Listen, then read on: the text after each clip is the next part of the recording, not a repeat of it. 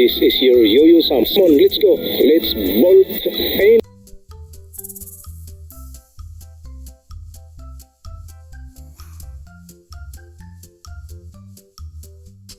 To all lovely ladies and gentlemen, welcome to my channel.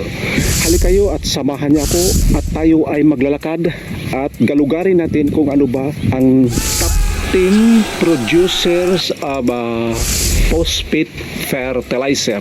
Dalawa kasing uri ng phosphate fertilizer na ating ginagamit, yung organic at saka inorganic or synthetic fertilizer. Doon naman sa mga minerals na fertilizer na nakukuha sa mga bato, ang mga top 10 countries na producer ay yung nag-una, ang China. Mine production ay 85 million metric tons. China phosphate production decrease noong panahon ng 2022. Ang next ay pangalawa sa ating listahan ay yung Morocco. Mine production 40 million metric tons.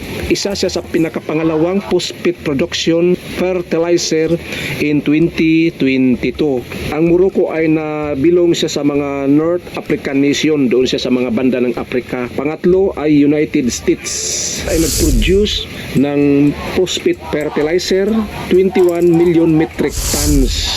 Previous year, sa top producing states sa Amerika yung Florida, North Carolina, accounted of 75% of domestic output. The other 25% of the US production comes from the Idaho and Utah. Next, ang pang-apat ay Russia. Yung Russia ay nag-produce ng 13 million metric tons. Russia phosphate also dropped by 1 million metric tons in year 2022 from the previous year, coming into 13 million metric tons.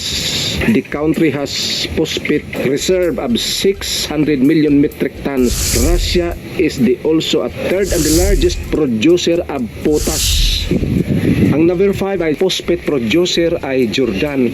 Phosphate producer mining output remained steady from the previous year, coming to 10 million metric tons in 2022. Phosphate reserves stand as estimated in 1 billion metric tons of the country's sole state-owned phosphate producer. Next is Saudi Arabia. Ang Saudi Arabia ay nag-produce ng 9 million metric tons of phosphate last year, down by 200,000 metric tons from 2021 output level. The country is sitting on a 1.4 billion of phosphate reserve na hindi nila ginagalaw kasi reserve ginagamit din nila for local consumption.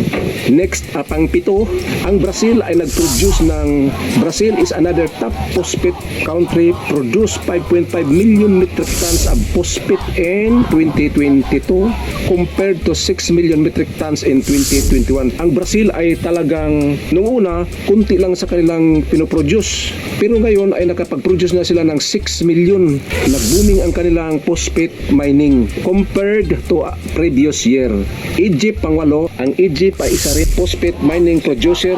In 2022, remained as uncharged from the output of 2021. Remain unchanged from 2021 output levels according to the US Geological Survey. Egypt phosphate reserve is set as 2.8 billion metric tons. Mayroon din silang reserve.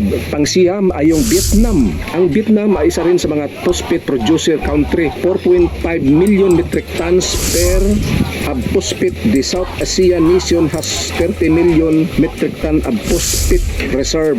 Ang panghuli ay yung pang-sampo, iyon ang Peru. Ito yung mga pinaka-top 10 na phosphate producer. Peru country produced list top of the phosphate fertilizer producer countries in 2022. Output 4.2 million metric tons.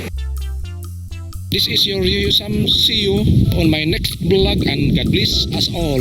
Bye-bye.